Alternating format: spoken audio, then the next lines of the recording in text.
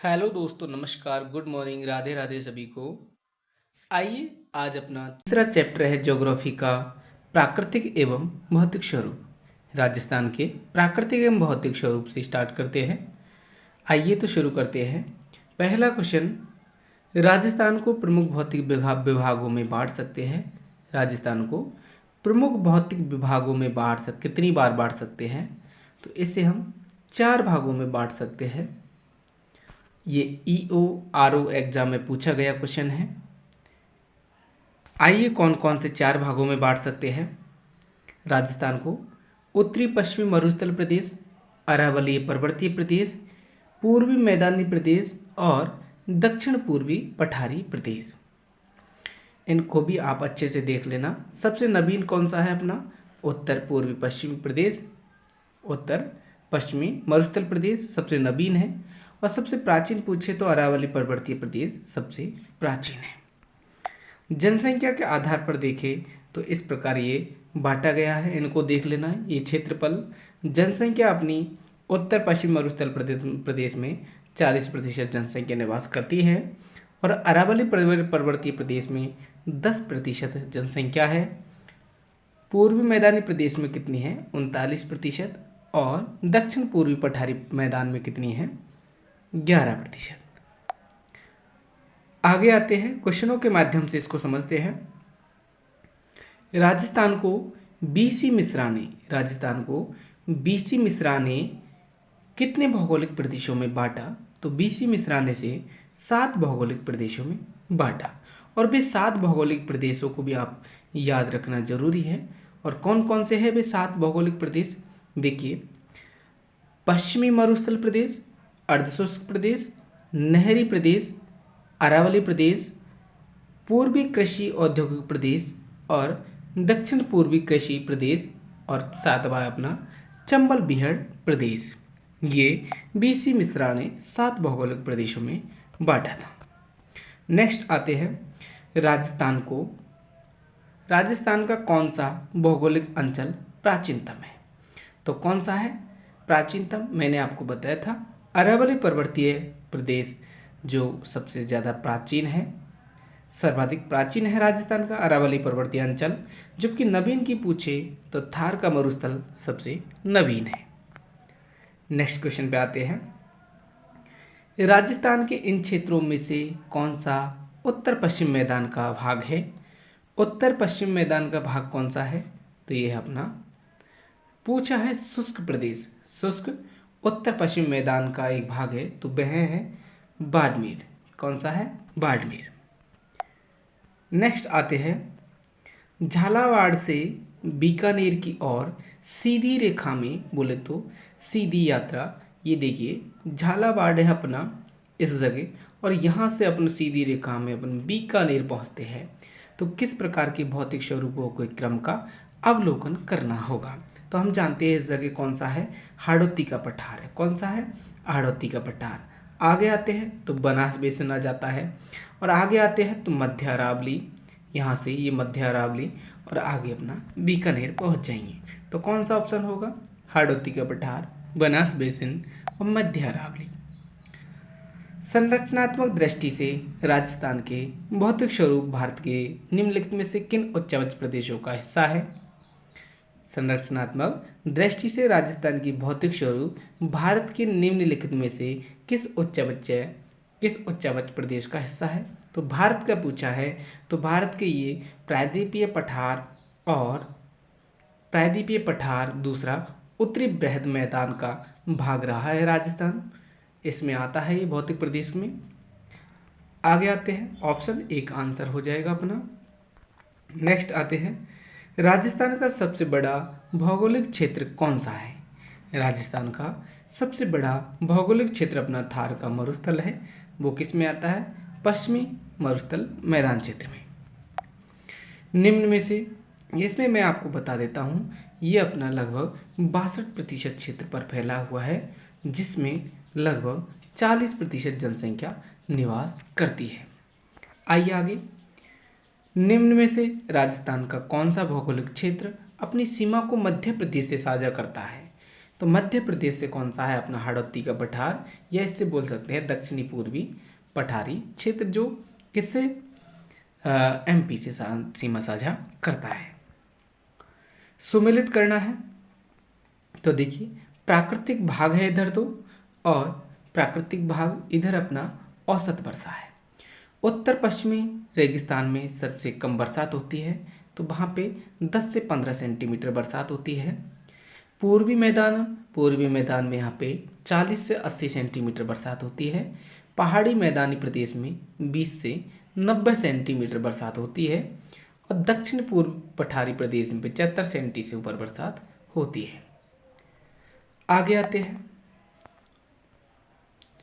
राजस्थान के निम्न भौतिक क्षेत्रों में से कौन सा क्षेत्र पाकिस्तान के साथ सीमा साझा करता है। पाकिस्तान के साथ सीमा अपनी कितनी 1070 किलोमीटर सीमा साझा है, तो वो है पश्चिमी रेगिस्तानी मैदान क्षेत्र के साथ। किसके साथ है, पश्चिमी रेगिस्तानी मैदान क्षेत्र के साथ पाकिस्तान सीमा साझा करता है। आगे आते हैं, निम्नलिखित में से राजस्थान का कौन सा भौगोलिक क्षेत्र हरियाणा राज्य के साथ अपनी सीमा साझा नहीं करता है। तो देखिए पूर्वी मैदानी प्रदेश ये हरियाणा के साथ सीमा साझा करता है, अरावली प्रदेश ये भी करता है, अर्धशुष्क प्रदेश ये भी करता है। अर्धशुष्क प्रदेश में अपना हनुमानगढ़ हो जाता है, तो कौन सा नहीं करता, दक्षिणी पूर्वी पठारी प्रदेश नहीं करते हैं, तो ये अपने करते हैं, जबकि आंसर कौन सा होगा अपना, ये नहीं करता। दक्षिणी पूर्वी पठारी प्रदेश क्षेत्र ये हरियाणा के साथ सीमा साझा नहीं करता। क्यों नहीं करता आप देख लीजिए, ये अपना दक्षिणी पूर्वी पठारी प्रदेश है, हरियाणा यहाँ पे है, तो कैसे करेगा। आगे आते हैं, राजस्थान के धरातलीय स्वरूपों के संबंध में कौन सा कथन गलत है। धरातलीय स्वरूपों के रूप में बताना है तो कौन सा कथन गलत है, तो आइए इसके बारे में चेक करते हैं। अरावली विश्व की प्राचीनतम बलित पर्वतमाला है, ये बात तो बिल्कुल सही है। नेक्स्ट, उत्तरी पूर्वी मैदानी सिंधु नदी द्वारा निर्मित मैदान भाग है। अरे भाई राजस्थान में सिंधु नदी नहीं आती है, तो यही अपना ऑप्शन सही हो जाएगा, यही गलत है। आगे और देख लेते हैं, पश्चिमी बालू का मैदान टेथिस सागर का अवशेष माना गया है, बिल्कुल सही है ये तो। दक्षिण पूर्वी पठारी मैदान गोंडवाना लैंड का विस्तार भाग है, ये भी सही है, जबकि कौन सा गलत है, ऑप्शन नंबर दूसरा गलत है। आगे आते हैं, राजस्थान में कौन से भौतिक विभाग अपने धरातलीय लक्षणों से सही सुमेलित है। धरातलीय लक्षणों से सही सुमेलित है, तो आइए इसके बारे में देखते हैं। भौतिक विभाग दक्षिणी पूर्वी पठार ये शैल समूह है, आर्किन विंध्यन क्रम, धरातलीय लक्षण गोंडवाना लैंड का विस्तार भाग है, तो ये तो सही है। भौतिक विभाग पश्चिमी बालू का मैदान शैल समूह है, ये राइसो क्रिस्टेसल, धरातलीय लक्षण टेथिस सागर के अवशेष है, ये भी सही है। टेथिस सागर के ये गोंडवाना लैंड के दक्षिणी पूर्वी पठारी। और भौतिक विभाग के बारे में अरावली है, ये शैल समूह अरावली दिल्ली क्रम, धरातलीय प्राचीनतम बलित पर्वतमाला है, ये भी सही है। आगे 4th नंबर वाले को देखते हैं, तो ये क्या है हाँ बिल्कुल, इसमें पहला दूसरा तीसरा सही हो गया, तो इसका मतलब चौथा 4th गलत है। क्यों गलत है, उत्तरी पूर्वी मैदानी ये सिंधु नदी द्वारा निर्मित, ये गलत है क्योंकि यहाँ पे सिंधु नदी नहीं आती है। आइए, पूर्वी मैदानी भाग मरुस्थल किसी समय टेथिस सागर या अरावली हाड़ौती पठार गोंडवाना लैंड का हिस्सा रहा। कहने का मतलब ये है, जो पूर्वी मैदानी भाग है वह टेथिस सागर का अवशेष रहा है, और अरावली हाड़ौती का मैदान पठार ये गोंडवाना लैंड के हिस्से है। राजस्थान के भौतिक प्रदेशों का उत्तर से दक्षिण दिशा में अवशेष का सही क्रम है, बोले तो उत्तर से दक्षिण दिशा में अवशेष, तो विंध्यन श्रेणी ये तो भाई नहीं हो सकता। लूणी, शेखावटी, हाँ बिल्कुल ये शेखावटी हो सकता है क्योंकि चूरू, सीकर, झुंझुनू में। अब आपको बता देता हूँ एक बार, ये देखिए, ये राजस्थान का मैप देख लीजिए, थोड़ा सा छोटा बना देता हूँ, ये माना कि तो यहाँ पे अपना शेखावटी प्रदेश आता है। इसके बाद आता है अपना विंध्यन कगार इस जगह, इसके बाद आता है लूणी और इसके बाद आता है अपना माही। ठीक है, तो अपना कौन सा होगा? शेखावटी, विंध्यन श्रेणी, लूनी बेसिन और माही मैदान। आगे आते हैं, राजस्थान के भौतिक प्रदेशों के संबंध में सही कथन चुनिए। देखिए पहला ऑप्शन, राज्य के 61.11% भू क्षेत्र में पश्चिमी रेतीला मैदान विस्तार है। तो मैंने आपको बताया था कि 62% विभाग पे अपना क्या चीज़ है, इसमें बताना है सही कौन सा है। आगे आते हैं, तो ये बिल्कुल 62% मतलब बोले तो 11.11%, वो 61.11% भू क्षेत्र पे ना रेगिस्तानी पश्चिमी रेतीला मैदान है। ये तो बिल्कुल सही है, 61.11% तो याद रखिएगा। आगे आते हैं, राजस्थान के 9.60% भू क्षेत्र पर अरावली पर्वतीय प्रदेश है। आपको डाउट नहीं लग रहा है इसमें? और वैसे तो आपको सही भी लग रहा है, लेकिन सही नहीं है, मुझे पता है। ये 9.30 है, 9.30% पर है। तो ये 9.60 नहीं होगा, कितना है? 9.30% पर ये अरावली पर्वतीय प्रदेश है, तो ये गलत होगा। ये तो सही है बिल्कुल। आगे, राज्य के 23.03% भू क्षेत्र में पूर्वी मैदानी का क्षेत्र है। ये भी अपना गलत होगा। बता देता हूँ क्यों गलत होगा। राज्य के 4th नंबर को देखते हैं। राज्य के 6.37% भू क्षेत्र पर दक्षिणी पूर्वी पठारी प्रदेश है। नहीं, 6.89% पर है। कितने पर? 6.89% पर। तो पहला ही अपना सही है, जबकि और सभी गलत है। तो ये पहला सही है। आइए व्याख्या में बता देता हूँ मैं आपको क्या सही है गलत है। उपयुक्त प्रश्न के विकल्पों में माननीय राजस्थान उच्च न्यायालय उत्तर न्यायालय जयपुर पीठ द्वारा गठित प्रोफेसर के पैनल में विकल्प कौन सा माना? 61.11% को सही माना। अन्य विकल्पों के आंशिक प्रतिशत में विविधता होने के कारण इसे सही नहीं माना। राज्य के 9 या 9.3% क्षेत्र में अरावली पर्वतीय प्रदेश का हिस्सा है, विस्तार है बोले तो। राज्य के 23 या 23.30%, वहाँ पे कितना लिखा था? 23.03 लिखा था, इस वजह से वो गलत माना। यहाँ पे कितना है? 23.30% भू क्षेत्र में पूर्वी मैदान का विस्तार है।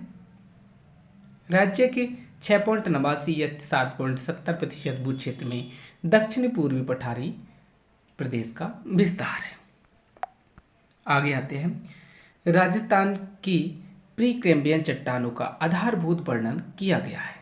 तो ये राजस्थान की प्री कैम्ब्रियन चट्टानों का आधारभूत वर्णन A.M. हेरोन ने किया। किसने किया? A.M. हेरोन ने किया। आइए इसके बारे में समझते हैं।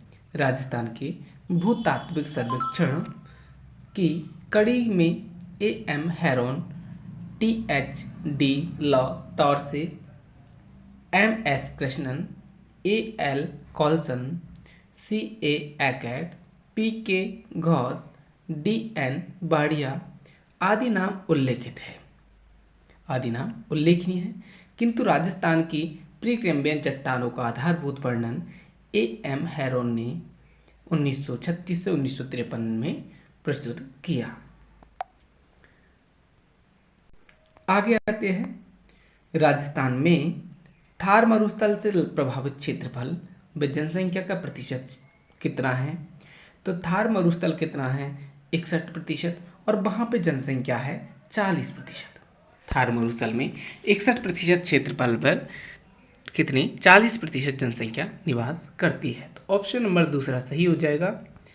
आइए देखिए इसके बारे में व्याख्या देखते हैं। उत्तर पश्चिमी मरुस्थल प्रदेश, इसका निर्माण टर्सरिक या प्लेस्टोनिक काल में हुआ था। विस्तार इसका कुल 640 से, लंबाई कितनी है? 640 बोले तो जो मरुस्थल प्रदेश है उसकी लंबाई है 640 और उसकी चौड़ाई कितनी है? 300 किलोमीटर। औसत ऊंचाई पूछे तो इसकी औसत ऊंचाई लगभग 200 से 300 मीटर इसकी औसत ऊंचाई है। इसमें राजस्थान के क्षेत्रफल का लगभग 61.11% बोले तो 2,09,000 वर्ग किलोमीटर भाग आता है, जिसमें लगभग 40% जनसंख्या निवास करती है। इस प्रदेश का पश्चिमी भाग थार का रेगिस्तान या पूर्वी भाग इसे मारवाड़ कहलाता है। पश्चिमी भाग क्या कहलाता है? थार का रेगिस्तान, और पूर्वी भाग अपना मारवाड़ कहलाता है। राजस्थान का मरुस्थल किस नाम से जाना जाता है? तो इसे थार का रेगिस्तान के नाम से जाना जाता है। राजस्थान का मरुस्थल थार कहलाता है। क्या कहलाता है? थार कहलाता है। राजस्थान का लगभग कितने प्रतिशत भूभाग मरुस्थल से घिरा हुआ है? तो लगभग 61% भाग मरुस्थल से घिरा है राजस्थान का, जिसमें 40% जनसंख्या निवास करती है। अरावली श्रृंखला के पश्चिम व उत्तर पश्चिम में स्थित 12 जिलों में राज्य की कितने प्रतिशत जनसंख्या निवास करती है? ये RAS एग्जाम में 1996-99 में पूछा गया क्वेश्चन है। अभी चलिए ज़्यादा बढ़ चुके हैं। तो उस समय कितने प्रतिशत जनसंख्या निवास करती थी?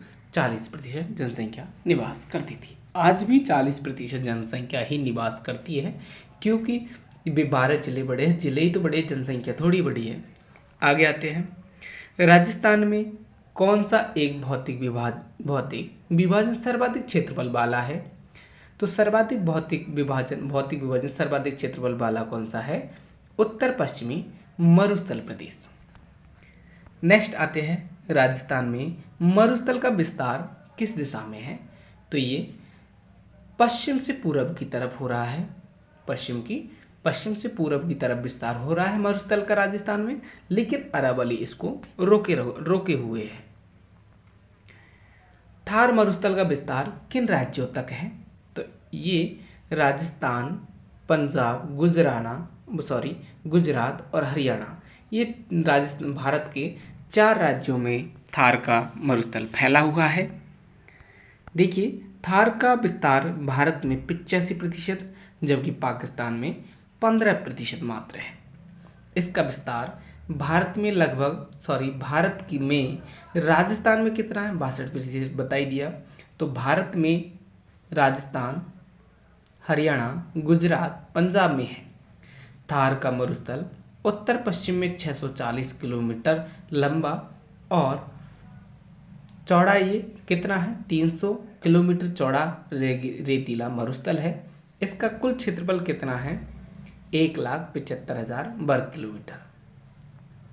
डॉक्टर हरिमोहन सक्सेना की पुस्तक राजस्थान का भूगोल में कितने हैं? 1,75,000 वर्ग किलोमीटर। टोटल पूछे तो कितना है? 2,09,000, जिसमें राजस्थान में मात्र कितना आता है? 1,75,000। यहाँ सर्वाधिक क्षेत्र विविधता पाई जाती है, अतः यह क्षेत्र को रुक्ष क्षेत्र कहते हैं। याद रखना, यहाँ पे सर्वाधिक जैव विविधता पाई जाती है, इस वजह से इसे रुक्ष क्षेत्र कहते हैं। थार के रेगिस्तान में एकाएक वर्षा होने से बालू का स्तूपों के मध्य निचली भूमि के गर्त में क्या भर जाता है? जल भर जाता है। ये मध्यवर्ती गर्त मरहो कहलाते हैं। मरुस्थलीय क्षेत्र में जहाँ जल बेसिन पाए जाते हैं, उनके चारों ओर हरियाली विकसित हो जाती है, जिसे नखलस्थान कहते हैं। याद रखना, मरुस्थल क्षेत्र में जहाँ जल बेसिन पाए जाते हैं, जहाँ पे जल के स्रोत पार से पाए जाते हैं, जल बेसिन पाए जाते हैं, उनके चारों ओर क्या हो जाते हैं? हरियाली विकसित हो जाती है, उसे नखलस्थान कहा जाता है। नेक्स्ट आते हैं। पश्चिमी मरुस्थलीय क्षेत्र का क्षेत्रफल लगभग कितना है? तो कितना बताया मैंने? राजस्थान में पूछे तो कितना है? 1,75,000, जबकि कुल भारत में पूछे टोटल एक बार देख लो। यहाँ पे माना कि 100% क्या चीज़ है? मरुस्थल है, जिसमें से 15% तो किस में है? पाकिस्तान में, और 85% भारत में है। और 85% का भी यहाँ पे 62% राजस्थान में है, बाकी कितना? 38% अन्य 3 स्टेटों में है। और ये 62% कितना है, 1,75,000। जबकि टोटल पूछे तो कितना है टोटल, ये इनको मिला के तो कितना है 2,09,000। आगे आते हैं तो ये इसका आंसर कितना होगा, 1,75,000। राजस्थान भूभाग के क्षेत्रफल का कितना भाग रेगिस्तान है, तो ये लगभग 2/3 है। कितना, लगभग 2/3। राजस्थान में कौन सा मरुस्थल स्थित है, तो ये है थार का रेगिस्तान। ये आप जानते हो। और बाकी के गोबी कहाँ पे है, ये चीन में है। और ये सहारा कहाँ पे है, अफ्रीका में है। आगे आते हैं, और ये कालाहारी भी अफ्रीका में है, मंगोलिया में पड़ता है। आगे आते हैं, थार मरुस्थल के संदर्भ में निम्न कथनों में से सही कथन हमें चयन करना है। संपूर्ण मरुस्थलीय रेतीला एवं बालू का स्तूप क्षेत्र है। नहीं, ये तो गलत है, क्योंकि संपूर्ण मरुस्थलीय रेतीला नहीं है। कुछ क्षेत्र जैसे कुछ क्षेत्र क्या है, कंकरीला भी है, तो पूरा तो रेतीला नहीं है। इसमें से कितना 58.5% पर रेतीला है, जबकि बिना रेतीला कितना है 41.5 पर। तो ये कुछ ऑप्शन गलत होगा। नेक्स्ट आते हैं, यह लगभग 1,75,000 वर्ग किलोमीटर क्षेत्र में विस्तृत है। बिल्कुल सही है। यह 25 सेमी समवर्षा रेखा के पश्चिम क्षेत्र में स्थित है। पश्चिम क्षेत्र में स्थित है, ये बात भी सही है। यह भालेरी चूरू मेंढा नदी घाटी के बरखान प्रकार के बालू का स्तूप पाए जाते हैं, तो बिल्कुल पाए जाते हैं। तो ये 2 और 3 4 ये सही हो गए, पहला ऑप्शन गलत था। आगे आते हैं, भू जलवायु प्रमाणों के आधार पर आज से लगभग कितने वर्ष पूर्व राजस्थान में मरुस्थल का अस्तित्व नहीं था, तो लगभग 7,000 वर्ष पूर्व मरुस्थल का भाग राजस्थान नहीं था। पहले राजस्थान में मरुस्थल नहीं था 7,000 वर्ष पूर्व। आगे आते हैं, थार रेगिस्तान में 3 शहरों का रेगिस्तान त्रिकोण शामिल है। कौन कौन से, तो 3 शहर कौन कौन से हैं, वे है जैसलमेर, जोधपुर और बीकानेर। जैसलमेर, जोधपुर, बीकानेर, यहाँ पे रेगिस्तानी त्रिकोण है। निम्न में से थार मरुस्थल के किन भाग की समुद्र तल से सबसे कम ऊंचाई है। अब उत्तरी भाग की है या दक्षिणी भाग की, या फिर 2 ऑप्शन और देख लेते हैं, या फिर उत्तरी पूर्वी या फिर उत्तर पश्चिमी। तो किसकी है, तो ये है अपने दक्षिणी भाग की। दक्षिणी भाग की थार मरुस्थल की किस भाग की समुद्र तल से सबसे कम ऊंचाई है, तो ये है दक्षिणी भाग की। आपको पिछली बार भी बताया इसकी लंबाई कितनी है, तो इसकी लंबाई है 640 किलोमीटर। इसकी चौड़ाई कितनी है, तो इसकी चौड़ाई है 300 किलोमीटर। ये पूरा रेगिस्तान माना जाता है। चौड़ाई 300 और लंबाई 640। इसके दक्षिण में इसकी ऊंचाई कम है और उत्तर में अधिक है। आगे आते हैं, देखिए इसकी समुद्र तल से ऊंचाई कितनी है, 200 मीटर, 200 से 300 मीटर है। आगे आते हैं, देखिए उत्तर में अपनी 300 मीटर है और दक्षिण में इसकी कितनी है, 200 मीटर है। राजस्थान के कितने जिलों में थार का रेगिस्तान फैला हुआ है, तो ये 2018 में पूछा गया क्वेश्चन है। तो देखिए 12 जिलों में। राष्ट्रीय कृषि आयोग ने राज्य के 12 जिलों को मरुस्थलीय जिले में माना है, किंतु वर्तमान नए जिलों के पुनर्गठन के पश्चात मरुस्थलीय जिलों की संख्या कितनी हो गई है, 16 हो गई है। कितनी, 16 हो गई है। कौन कौन से, गंगानगर, हनुमानगढ़, जैसलमेर, फलौदी, वालोतरा, बीकानेर, नागौर, ब्यावर का उत्तर पश्चिम भाग, डिडवाना, कुचामन, सीकर, झुंझुनू, चूरू, जालौर, पाली और बाड़मेर और जोधपुर। ये कितने जिले हो गए हैं, पहले 12 थे, अब कितने हैं, 16 जिले हैं। आगे आते हैं, राजस्थान का निम्न में से कौन सा स्थान भारत के अनुसूचित मरुस्थल क्षेत्रों में नहीं है, तो कौन सा नहीं है, ये उदयपुर नहीं है। जबकि हमने देखा झुंझुनू, जोधपुर, जैसलमेर, ब्यावर, ये ये देखिए ब्यावर जिले भी है, ध्यान रखना। ब्यावर, नागौर, बीकानेर, फलौदी, बालोतरा, हनुमानगढ़, गंगानगर, झुंझुनू, चूरू, जालौर, पाली, ये सभी किस में आते हैं? ये देखिए जालौर, पाली, ये सभी आते हैं मरुस्थल क्षेत्र में। उदयपुर नहीं है। गतिशील रेत के टीले को राजस्थान में स्थानीय भाषा में क्या कहते हैं?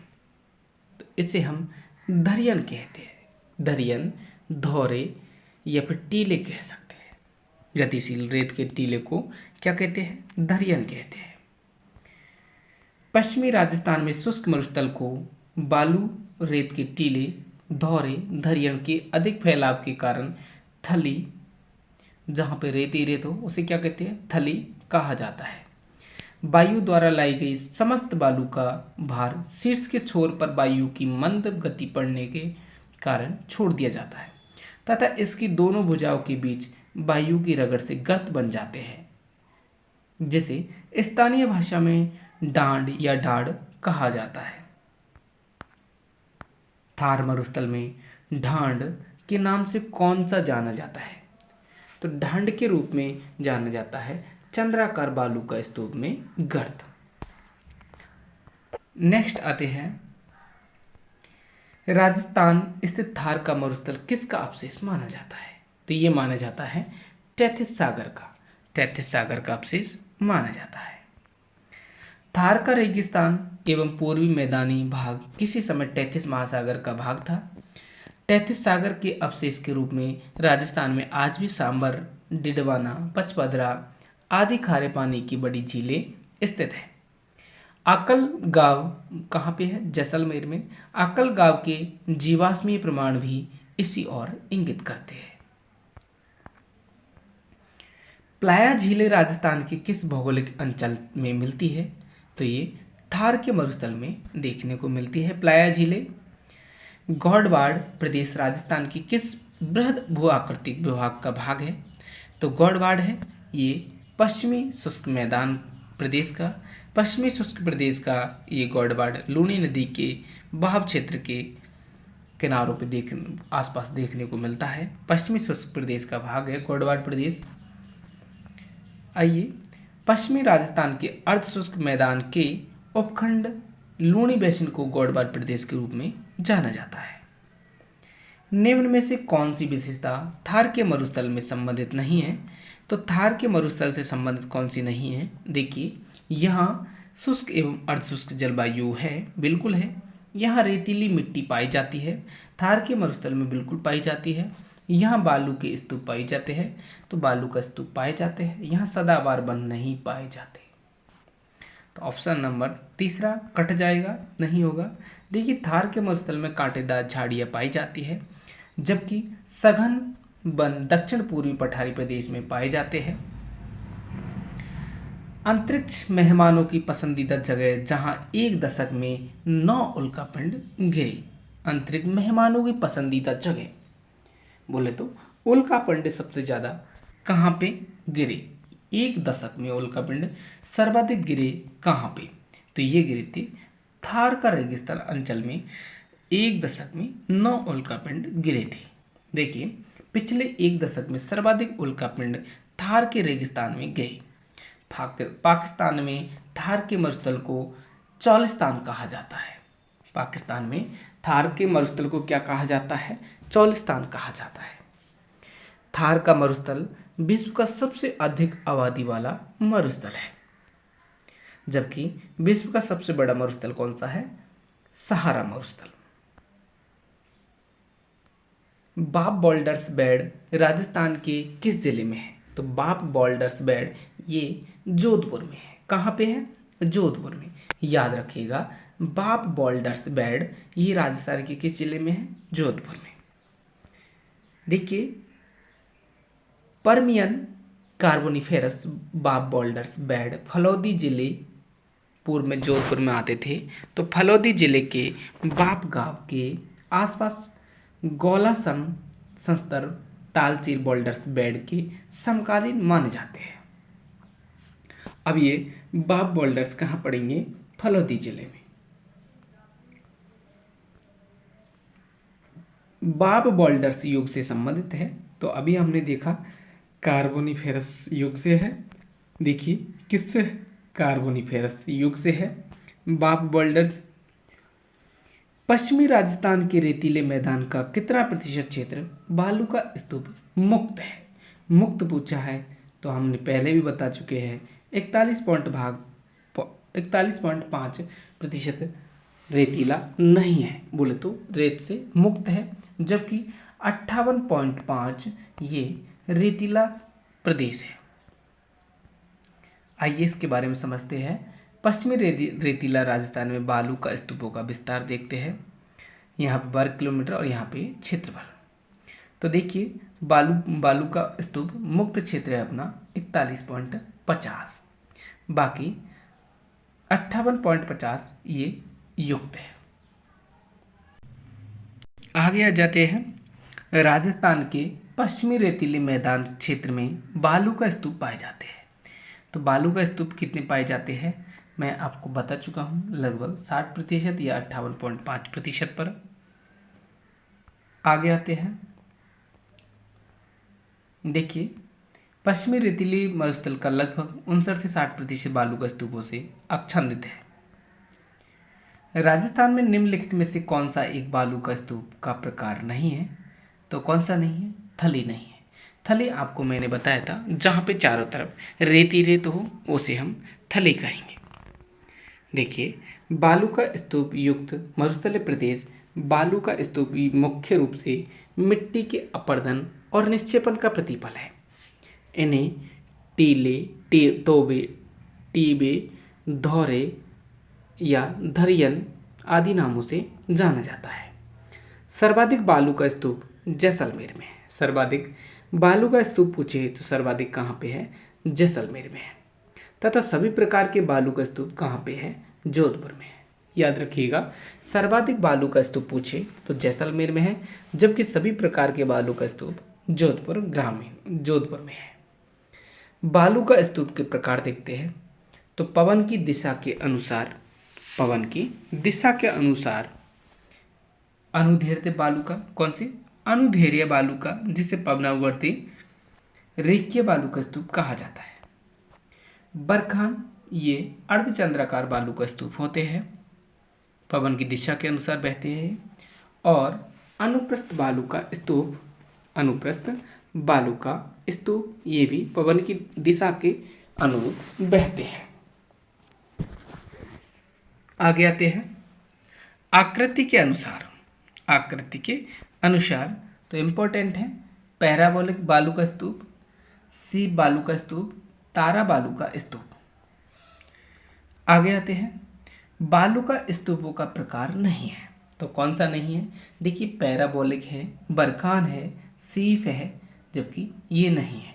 और ये क्या है इंसेलबर्ग? ये ग्रेनाइट निर्मित आबू पर्वत खंड है। राजस्थान के कौन से क्षेत्रों में तारा बालू का स्तूप पाए जाते हैं? तो तारा बालू का स्तूप कहाँ पाए जाते हैं? ये जैसलमेर के मोहनगढ़ क्षेत्र में व सूरतगढ़ क्षेत्र में, गंगानगर के सूरतगढ़ क्षेत्र में तारा बालू का स्तूप देखने को मिलते हैं। याद रखिएगा, तारा बालू का स्तूप कहाँ पे है? मोहनगढ़ जैसलमेर में और सूरतगढ़ गंगानगर में। देखिए तारा बालू का स्तूप हमादा के चारों ओर पाए जाते हैं। हमादा के चारों ओर पाए जाने वाले स्तूपों को तारानुमा बालू का स्तूप कहा जाता है। तारा बालू का स्तूप जैसलमेर के मोहनगढ़ पोखरण क्षेत्र व गंगानगर की सूरतगढ़ में मिलते हैं। याद रखिएगा, जैसलमेर के मोहनगढ़ और पोखरण क्षेत्र तथा गंगानगर की सूरतगढ़ क्षेत्र में तारा बालू का स्तूप देखने को मिलते हैं। अनुप्रस्थ बालू का टीले राजस्थान के किन जिलों में देखने को मिलते हैं? तो ये अनुप्रस्थ बालू का मिलते हैं ये अपना बीकानेर और गंगानगर में। अनुप्रस्थ बालू का स्तूप, इनकी ऊंचाई 10 से 40 मीटर एवं स्तूपों के मध्य दूरी 500 से 1000 मीटर होती है। ये पवनों की दिशा के समकोण बनने वाले स्तूप होते हैं। ये बीकानेर, हनुमानगढ़, कि रावतसर गंगानगर के सूरतगढ़ चूरू झुंझुनू जिले में मिलते हैं। राजस्थान के किन क्षेत्रों में अनुप्रस्थ बालू का स्तूप मिलते हैं? अनुप्रस्थ बालू का स्तूप अपने किन किन क्षेत्रों में मिलते हैं? तो ये मिलते हैं अपने बीकानेर जिले के पुंगल के चारों ओर और गंगानगर, बीकानेर और अपना गंगानगर जिले के सूरतगढ़ क्षेत्र में ये अपने अनुप्रस्थ बालू का स्तूप देखने को मिलते हैं। आगे आते हैं, थार के मरुस्थल में पाए जाने वाले अर्धचंद्राकार रेत के टीले को क्या कहा जाता है? तो ये कहा जाता है बरखान। थार के मरुस्थल में अर्धचंद्राकार रेत के टीले को क्या कहा जाता है? बरखान कहा जाता है। पूछा जाता है, बहुत इंपॉर्टेंट है। बरखान या अर्धचंद्राकार बालू का स्तूप जो 20 से 35 सेंटी संवत्सर रेखा के पश्चिम क्षेत्र में 10 से 20 मीटर ऊंचाई एवं 100 से 200 मीटर तक चौड़ाई तक फैले रहते हैं। मरुस्थल में सर्वाधिक योगदान किसका है? बरखान बालू का स्तूप का, क्योंकि ये सर्वाधिक गतिशील होते हैं। भालेरी चूरू में, कहाँ पे? भालेरी चूरू में, जैसलमेर, सीकर, सूरतगढ़, लूनकरनसर, करनी माता देशनोक, बीकानेर में और बाड़मेर, बालोतरा, ओसिया, जोधपुर, डिडवाना, कुचावन में सर्वाधिक कौन से बरखान बालू का स्तूप देखने को मिलते हैं। तो यह बालू का स्तूप मंद पवनामुखी ढाल व तीव्र पवनामुखी ढाल वाला होता है। कौन सा? बरखान। फिर क्वेश्चन बरखान से ही, बरखान क्या है? तो ये रेत के टीले हैं। ये रेत के टीले हैं। स्तूपों को ही क्या कहा जाता है? बरखान कहा जाता है। ये अलग अलग प्रकार के हैं। तो आइए आगे और बढ़ते हैं। बरखान बालू का स्तूप प्रधानतः राजस्थान के कौन से क्षेत्र में पाए जाते हैं? तो ये पाए जाते हैं 20 से 35 सेमी संवत्सर रेखा के मध्य क्षेत्र में बरखान बालू का स्तूप प्रधानतः देखने को मिलते हैं। और ये चूरू में, भालेरी चूरू में देखने को मिलते हैं। बाकी और जगह तो देखने को ही मिलते ही है। जैसलमेर में देखिए, जैसलमेर, सीकर, सूरत, लूनकरनसर, करनी माता देशनोक, बाड़मेर, बालोतरा, ओसिया। लेकिन खासकर आप याद रखिएगा ये भालेरी चूरू को। आगे आते हैं, बरखान बालू का स्तूप बोले तो पश्चिमी राजस्थान के कौन से क्षेत्र में पाए जाते हैं? तो कौन से क्षेत्र में? देखिए, भालेरी चूरू में पाए जाते हैं, ओसिया जोधपुर में पाए जाते हैं, देशनोक बीकानेर में पाए जाते हैं। इसका चैप्टर हमने नहीं देखा, तो ये कौन सा होगा? पहला, दूसरा और तीसरा। आगे आते हैं, बरखान स्थलाकृति किस भौतिक विभाग के संबंध में है? तो यह मरुस्थल प्रदेश के संबंध में। आगे सीप है। सीप क्या है? तो सीप भी एक अनुदैर्घ्य बालू का स्तूप है। कैसा है? अनुदैर्घ्य बालू का स्तूप है। बरखान के निर्माण में जब पवन की दिशा में परिवर्तन होता है तो बरखान की भुजा आगे की ओर समांतर बढ़ जाती है, जिसे सीप कहा जाता है। बरखान के अर्धचंद्राकार निम्न भूमि क्षेत्र में उपजाऊ भूमि रोही कहलाती है। कौन से बालू का स्तूप प्रचलित पवन की दिशा के समांतर विकसित होते हैं? तो कौन से होते हैं? सीप होते हैं। राजस्थान के थार मरुस्थल में द्विशती नदी घाटी में किस प्रकार के बालू का स्तूप चिन्हित होते हैं? तो ये होते हैं रेखीय या पवनावर्ती बालू का स्तूप देखने को मिलते हैं। आगे आते हैं,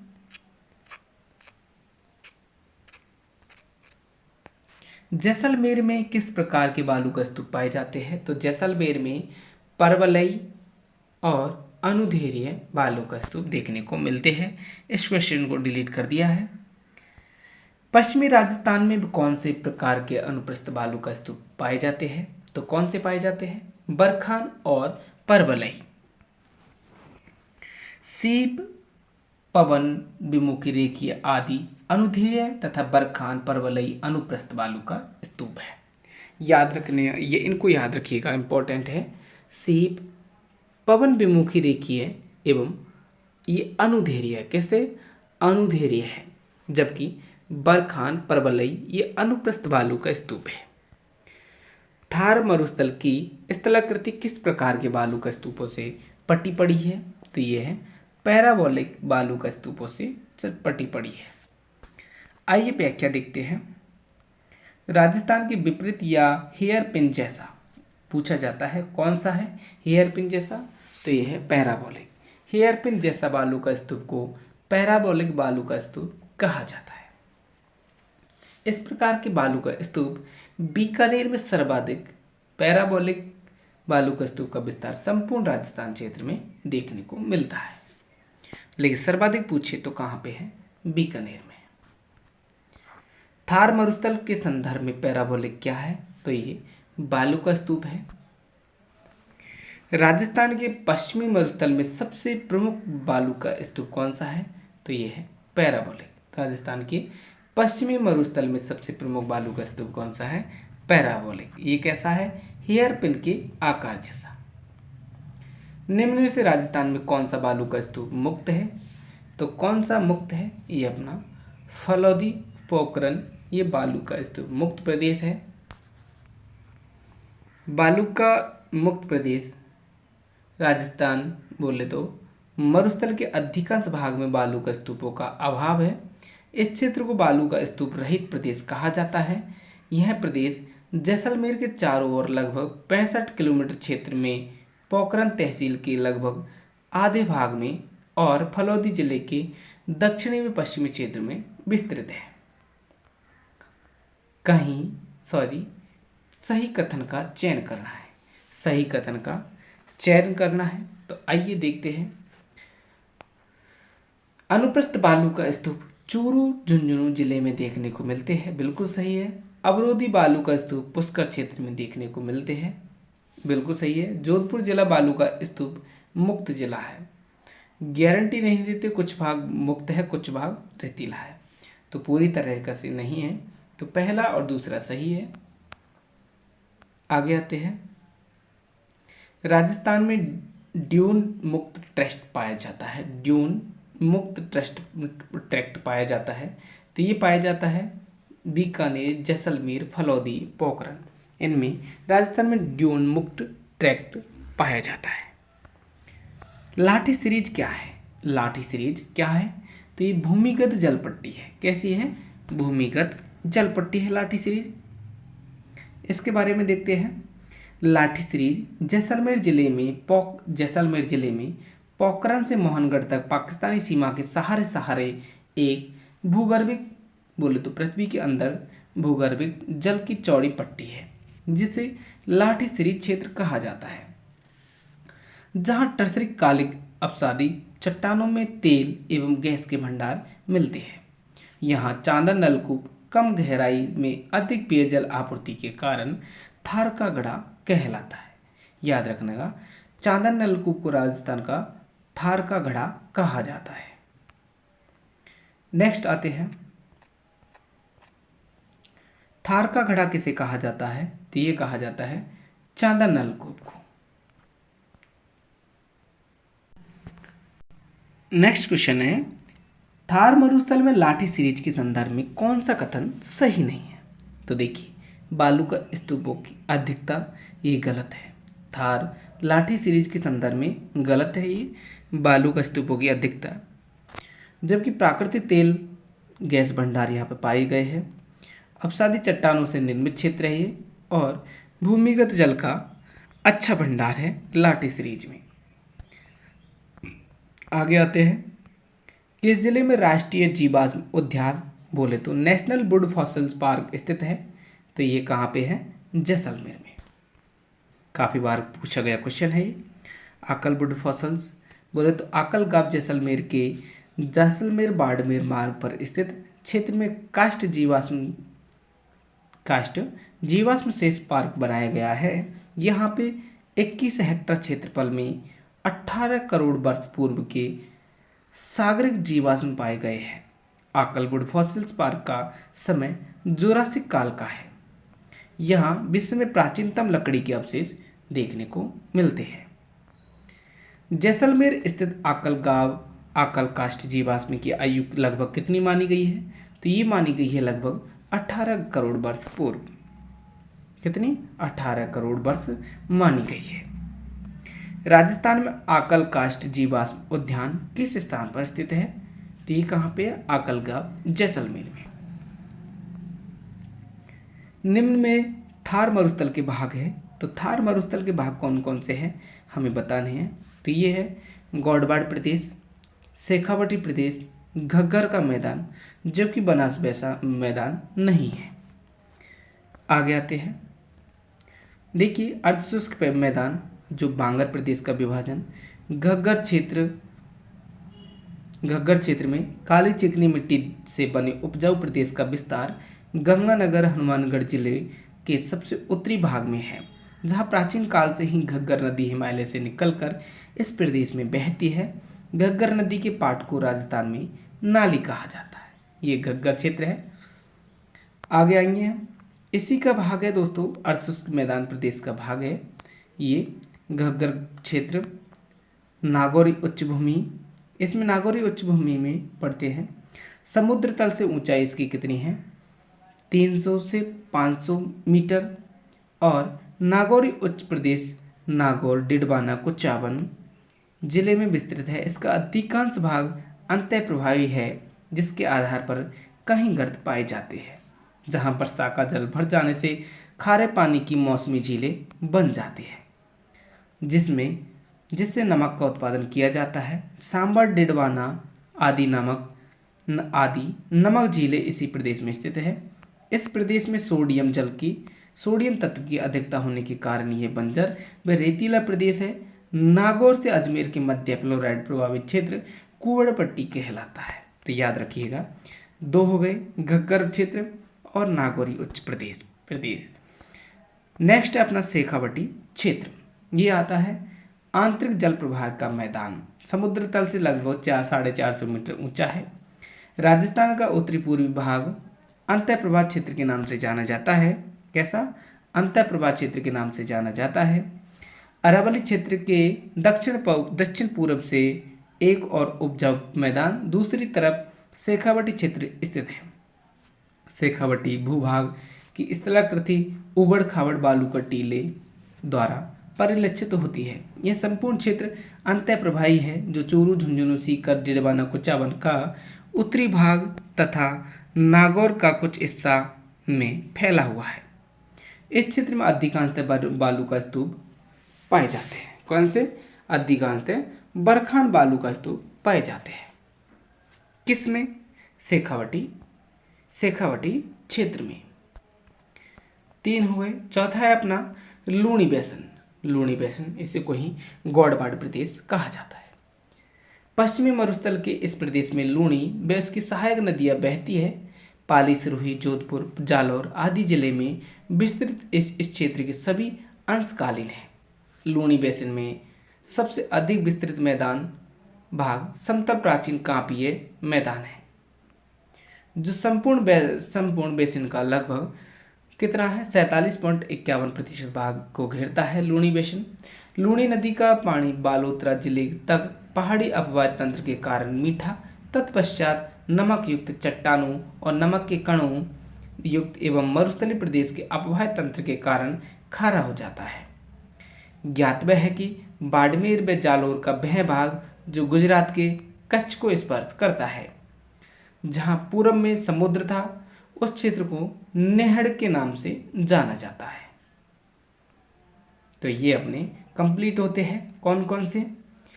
अर्धशुष्क मैदान के घग्गर क्षेत्र, नागौरी उच्च प्रदेश और अपना शेखावटी क्षेत्र और अपना लूणी बेसिन। नेक्स्ट आते हैं, निम्नलिखित में से कौन सा अपने आंतरिक प्रवाह के लिए जाना जाता है?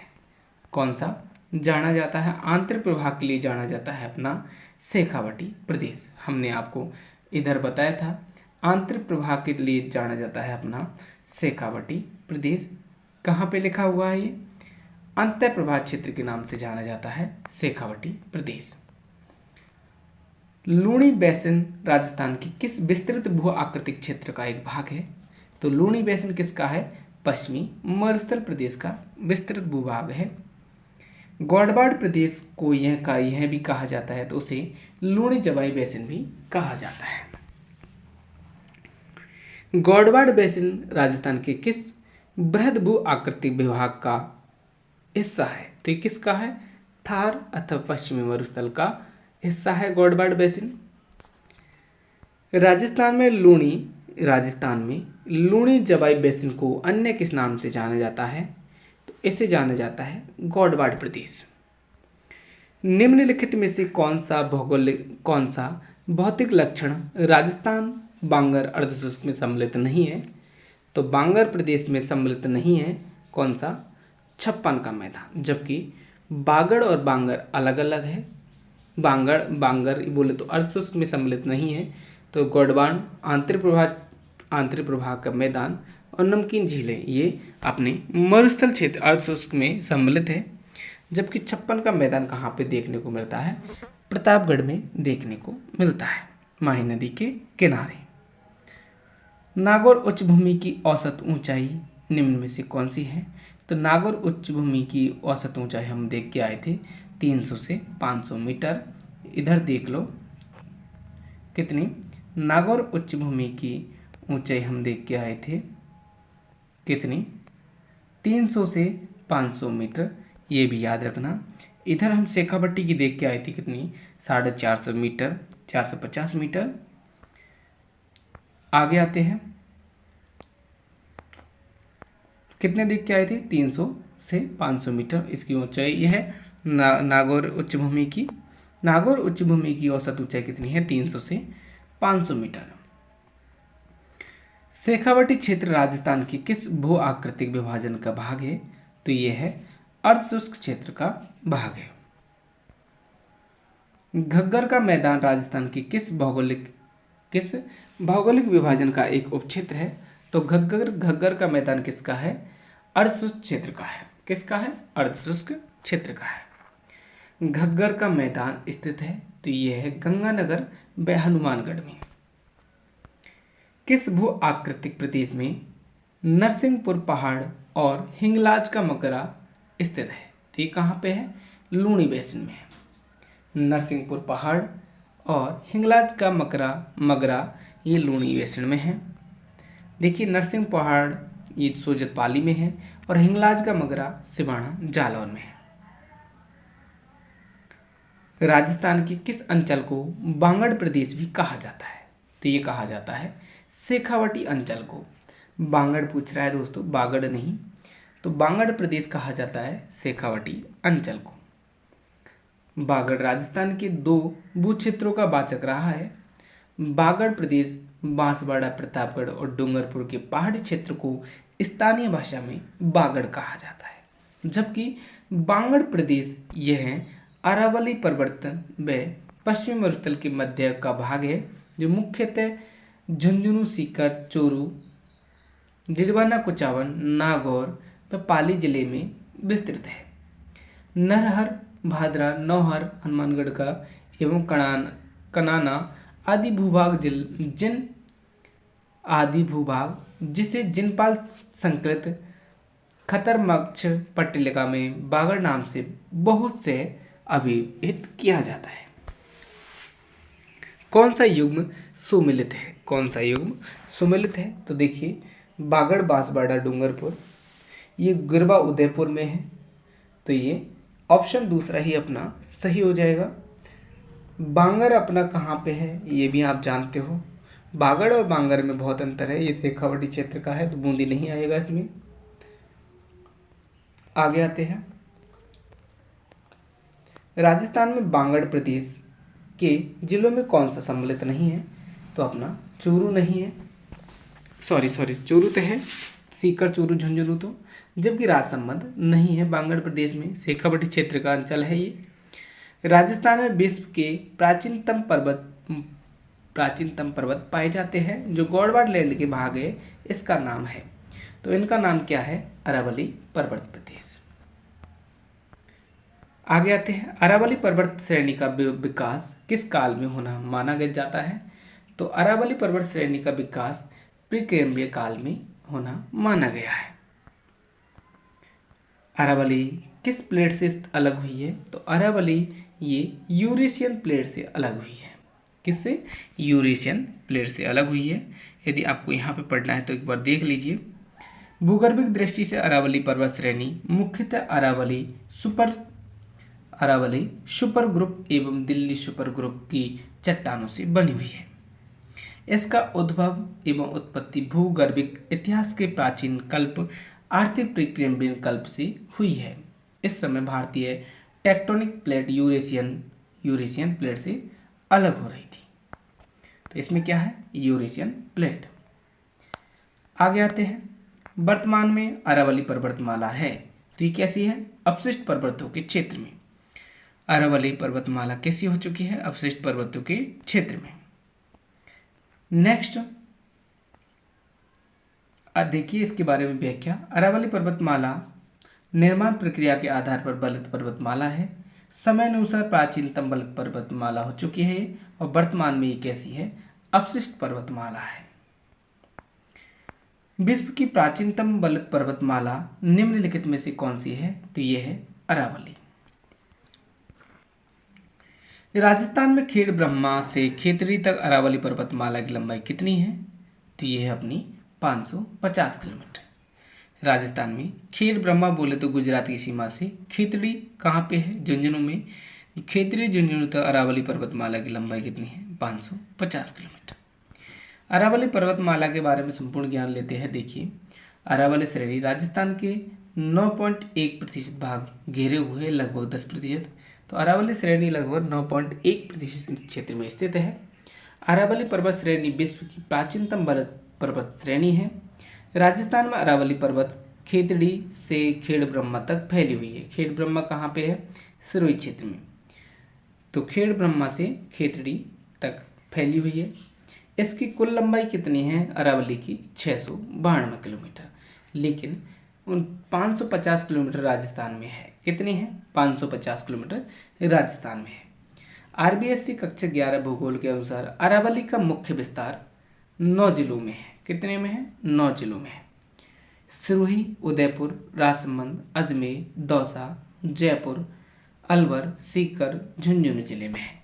किंतु अरावली की शाखाओं एवं प्रभाव को दृष्टिगत रखते हुए इसमें डूंगरपुर, बांसवाड़ा, चित्तौड़गढ़, भीलवाड़ा जिले भी सम्मिलित कर लिए जाते हैं।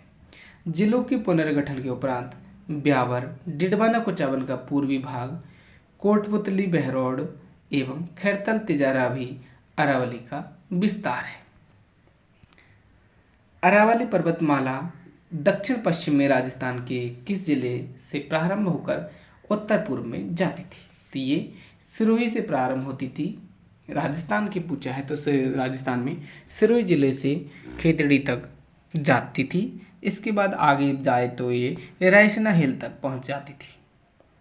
कहाँ तक? रायसेना हिल तक इसका क्षेत्र फैला हुआ है। जिस दिशा में अरावली श्रेणियों की चौड़ाई बढ़ती जाती है, तो कहाँ पे इसकी चौड़ाई बढ़ती जाती है? तो ये उत्तर पूर्व से दक्षिण पश्चिम की दिशा में इसकी चौड़ाई बढ़ती जाती है। बोले तो इस प्रकार। आगे आते हैं। अरावली श्रेणी उत्तर पूर्व में दिल्ली के समीप से दक्षिण पश्चिम में पालनपुर, गुजरात तक चौड़ाई के लिए विस्तृत है। दक्षिण पश्चिम भाग बोले तो गुजरात में अधिक चौड़ा एवं विस्तृत है, जबकि उत्तरी पूर्वी भाग सकरा है। अरावली पर्वत का विस्तार गुजरात के पालनपुर से दिल्ली तक है। अरावली पर्वतमाला की सुदूर दक्षिण जड़ जहाँ से प्रारंभ होती है वह है, तो कहाँ से प्रारंभ होती है? अरब सागर तल से। याद रखना, ये अरब सागर से निकलकर रायसेना हिल तक जाती है। राजस्थान का कौन सा भौगोलिक अंचल सबसे अधिक ऊंचा है? तो ये है अरावली पर्वत। राजस्थान का प्रमुख जल विभाजक है, तो कौन सा है? अरावली की पहाड़ियाँ राजस्थान की प्रमुख जल विभाजक है। देखिए, अरावली राजस्थान की जल विभाजक रेखा कहा जाता है क्योंकि यह बंगाल की खाड़ी और अरब सागर की नदियों को अलग करती है। अरावली थार के मरुस्थल को चंबल घाटी से अलग करती है। कौन सी पर्वत श्रेणी राजस्थान राज्य को पूर्वी राजस्थान और पश्चिमी राजस्थान में विभाजन करती है? तो ये है अरावली। नेक्स्ट आते हैं, राजस्थान में दक्षिण पश्चिम से उत्तर पूर्व तक जलवायु विभाजक के रूप में कार्य करता है, तो ये करता है अरावली पर्वतमाला। राजस्थान के उस भौतिक स्वरूप का नाम क्या है जो थार के रेगिस्तान को चंबल की घाटी से अलग करता है? तो थार के रेगिस्तान को चंबल की घाटी से अलग करती है अरावली पर्वत श्रेणी। अरावली पर्वत के कौन से भाग में सर्वाधिक अंतराल विद्यमान है? तो किस में है? उत्तरी मध्यवर्ती भाग में सर्वाधिक अंतराल विद्यमान है, उत्तरी मध्यवर्ती भाग में। अरावली पर्वत श्रृंखला का अधिकांश भाग उदयपुर जिले में स्थित है तथा सर्वाधिक अंतराल मध्यवर्ती भाग में है। सर्वाधिक अंतराल मध्यवर्ती भाग में है। यह डूंगरपुर और बांसवाड़ा जिले में फैली हुई और सिरोही में सबसे अधिक ऊंचाई लिए हुए है अरावली पर्वतमाला। व पाली जिले में इसका आकार ऊंचाई के लिए हुए है तथा भीलवाड़ा, ब्यावर व अजमेर जिलों में इसकी आकृति नुकीलापन लिए हुए है। कथन और कारण दिए हुए हैं। अरावली के पूर्वी ढालों पर पश्चिमी ढालों की अपेक्षा वनस्पति अधिक सघन तथा ऊंचाई तक विद्यमान है।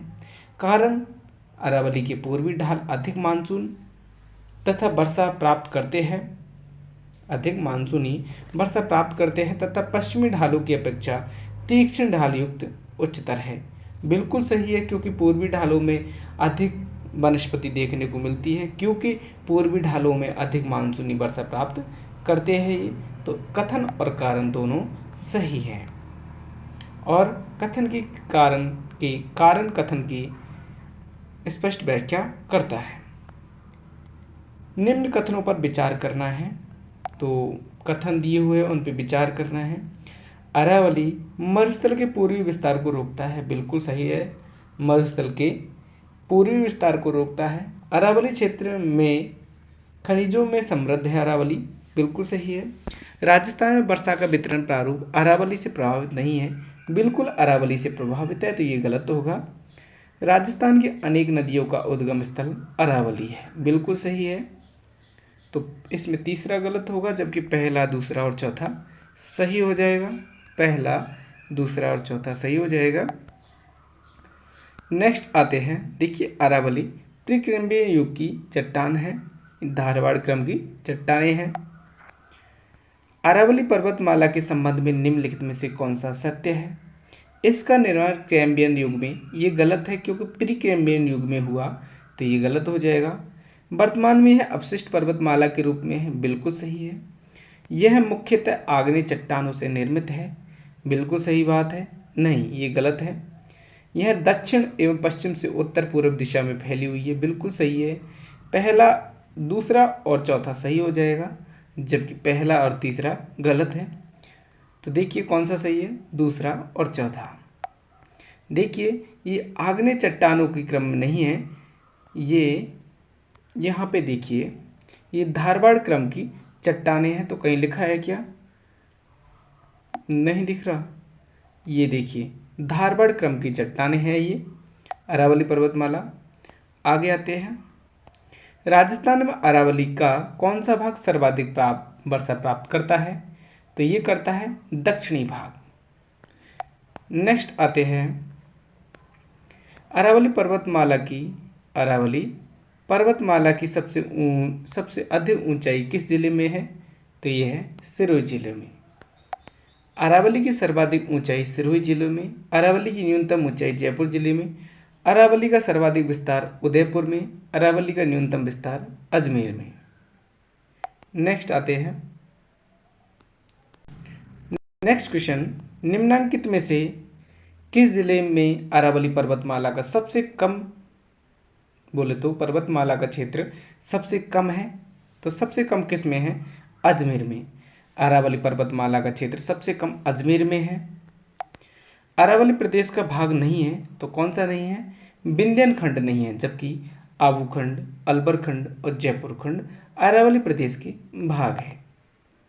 आइए इसके बारे में समझिए। उत्तरी अरावली, इसमें जयपुर से खेतड़ी तक, झुंझुनू तक अरावली।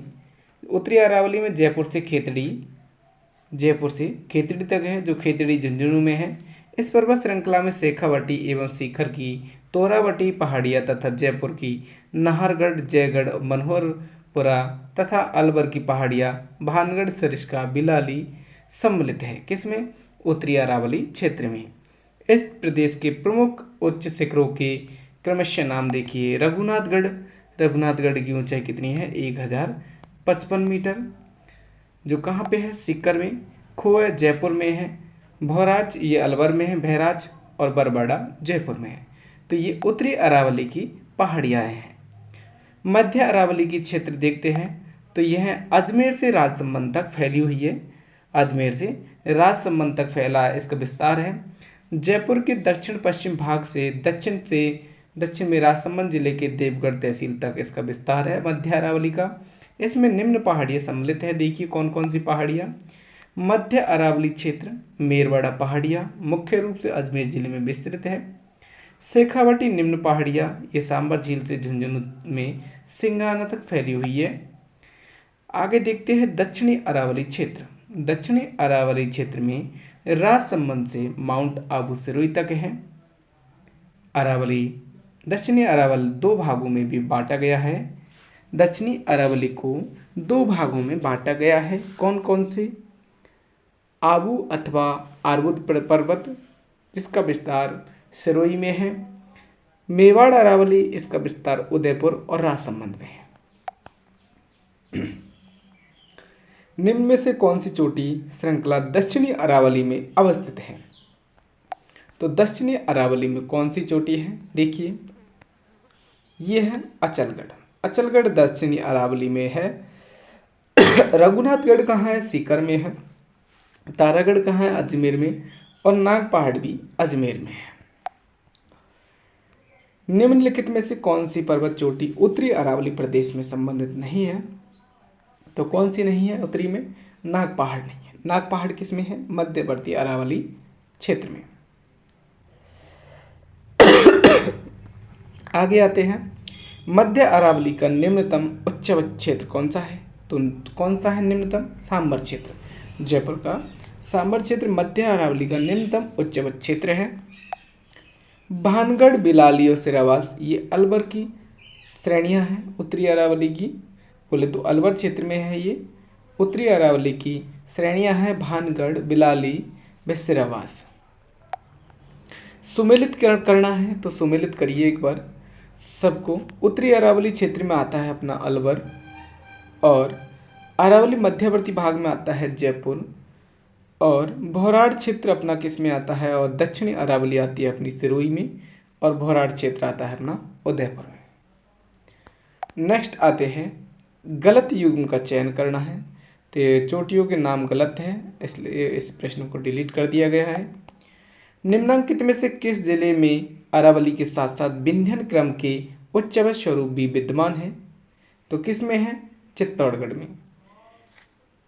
किस जिले में अरावली के साथ साथ विंध्यन क्रम के उच्चवत स्वरूप भी विद्यमान है? तो किस में है? चित्तौड़गढ़ में।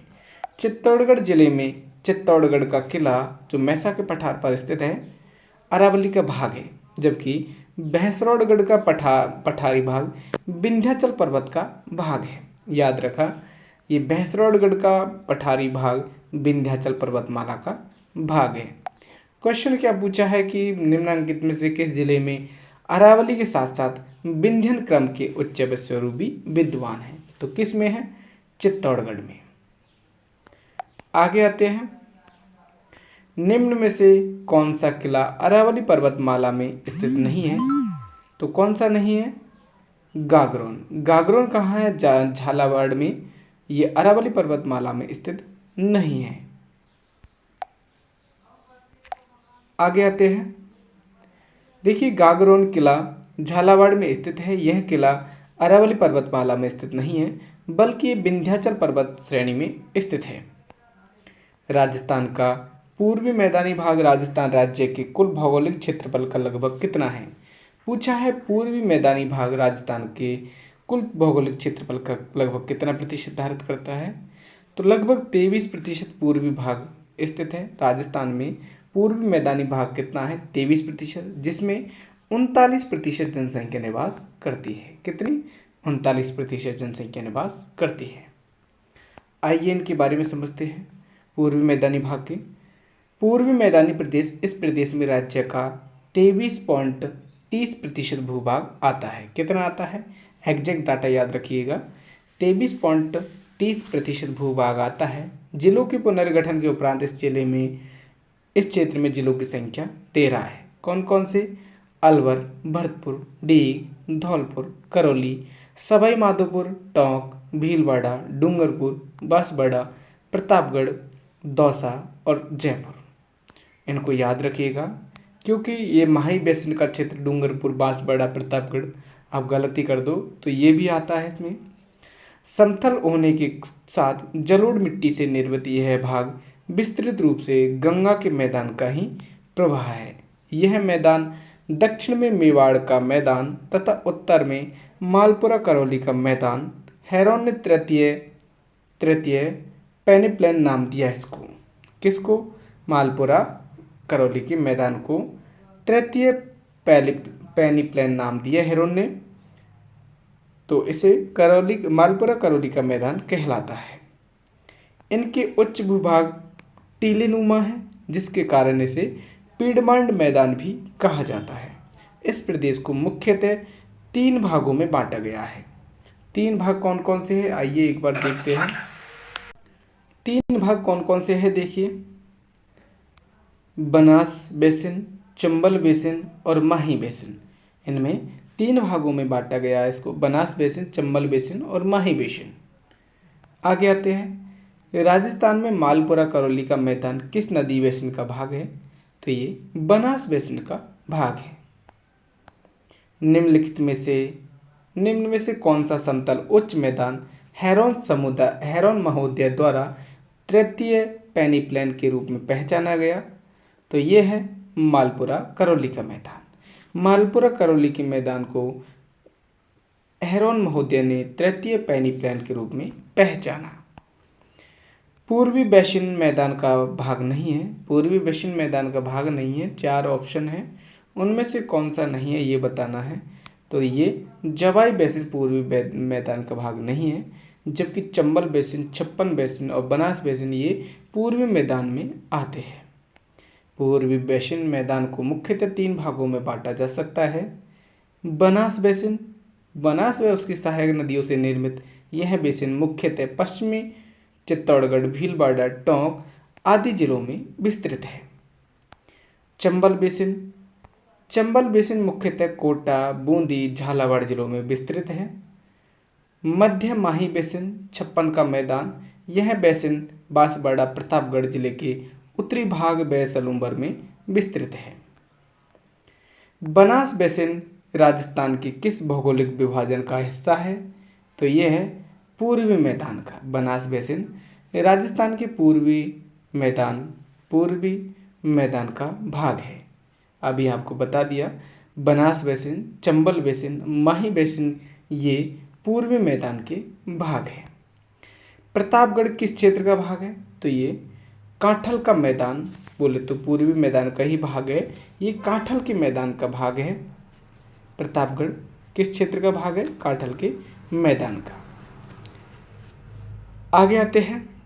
देखिए, कांठल बोले तो माही नदी के किनारे वाला भाग कांठल कहलाता है। कांठे पर स्थित प्रतापगढ़ का भूभाग कांठल कहलाता है। माही नदी के कांठे पर स्थित प्रतापगढ़ का भूभाग कांठल कहलाता है। राजस्थान का कौन सा भौतिक प्रदेश खाद्यान्न का कटोरा कहलाता है? तो कौन सा कहलाता है? पूर्वी मैदान प्रदेश। पूर्वी मैदान प्रदेश राजस्थान का खाद्यान्न का कटोरा कहलाता है।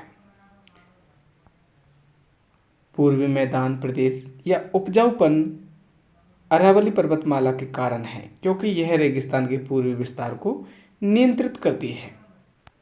निम्नलिखित में से कौन सा पठार अरावली पर्वतमाला से संबंध नहीं है? तो कौन सा नहीं है? बघेलखंड। बघेलखंड का पठार यह अरावली पर्वतमाला से संबंधित नहीं है, जबकि उड़िया का पठार, भौराट का पठार, लसाड़िया का पठार ये अरावली पर्वतमाला में ही स्थित है।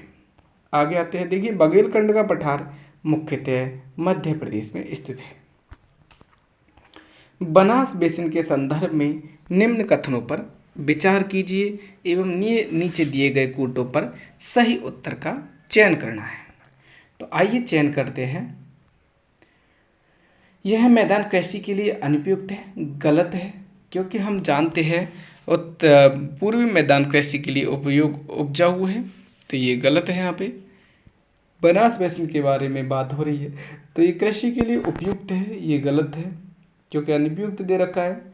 इसकी औसत ऊंचाई समुद्र तल से 150 से 300 मीटर है, तो ये बात तो बिल्कुल सही है। इसकी औसत ऊंचाई 150 से 300 मीटर है बनास बेसिन की। किसकी है? बनास बेसिन की। आगे आते हैं। जलोढ़ मृदा का जमाव होता है, बिल्कुल होता है बनास बेसिन में। इनका ढाल पश्चिम की ओर स्थित है, नहीं, पश्चिम की ओर स्थित नहीं है। इनका ढाल इस प्रकार से है, बोले तो दक्षिण पश्चिम से उत्तर पूर्व की ओर ये इनका ढाल है। आगे आते हैं। देखिए बनास बेसिन का ढाल पूर्व की ओर है, जलोढ़ मृदा के जमाव के कारण कृषि के लिए उपयुक्त है। दक्षिणी पूर्वी पठार के दो भाग हैं, तो ये विंध्यन का पठार और दक्कन का पठार। जो दक्षिणी पूर्वी पठार के दो भाग है वो है विंध्यन का पठार और दक्कन का पठार। देखिए दक्षिण पूर्वी पठारी प्रदेश जो हाड़ौती कहलाता है अथवा लावा पठार भी कह सकते हैं इसको, इस क्षेत्र में राज्य का 6.49% भाग आता है। इसकी औसत ऊंचाई 500 से 600 मीटर है। नए जिलों के पुनर्गठन के उपरांत दक्षिणी पूर्वी पठारी क्षेत्र के अंतर्गत जिलों की संख्या 6 है, यथा कोटा, बूंदी, झालावाड़, भीलवाड़ा, चित्तौड़गढ़, बारा।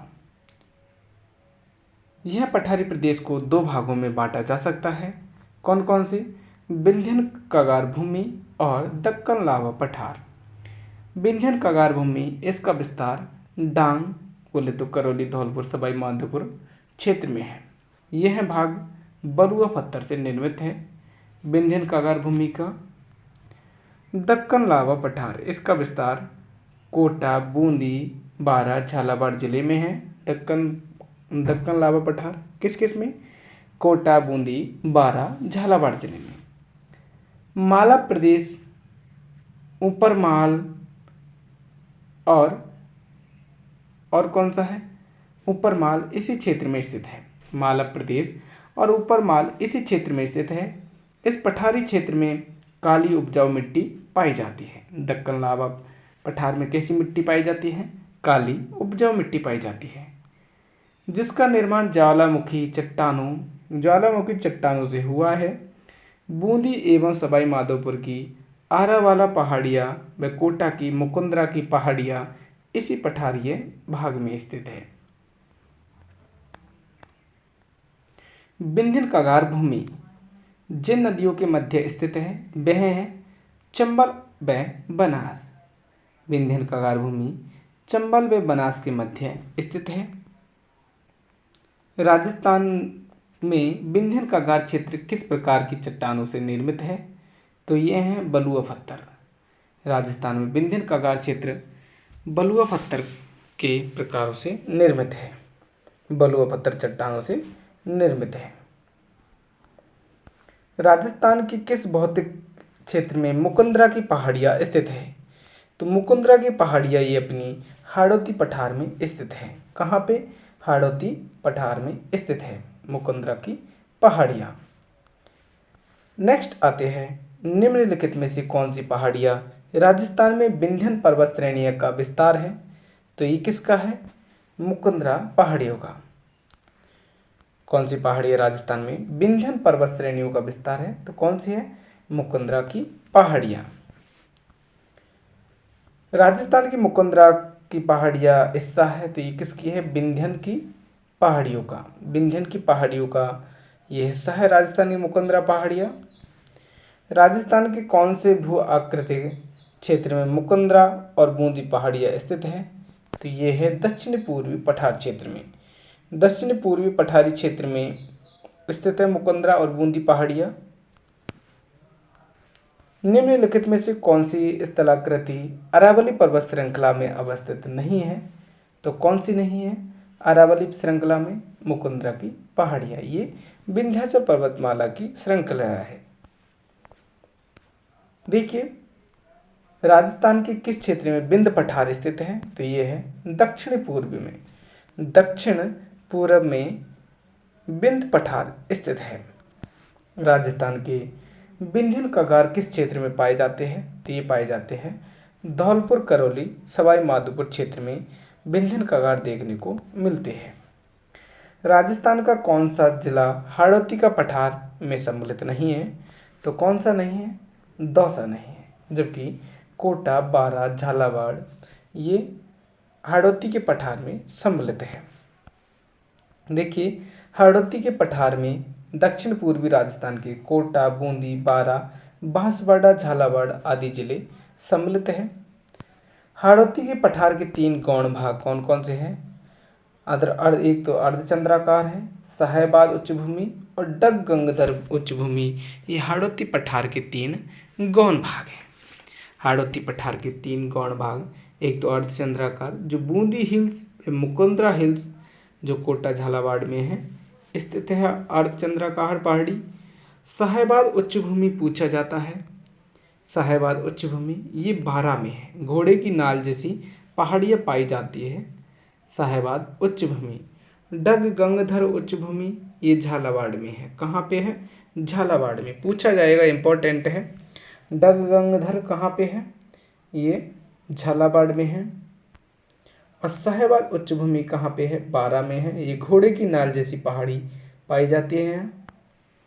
डग गंगधर उच्चभूमि अवस्थित है, तो कहाँ पे है, हाड़ौती पठारी प्रदेश में है। घोड़े की नाल की आकृति वाली रामगढ़ पहाड़ी राजस्थान में कहाँ स्थित है, तो ये है साहेबाद उच्चभूमि में। निम्नलिखित में से हाड़ौती पठार पर अवस्थित जिला कौन सा है, तो हाड़ौती पठार पर अवस्थित जिला कौन सा है, कोटा, बूंदी, बारा, झालावाड़।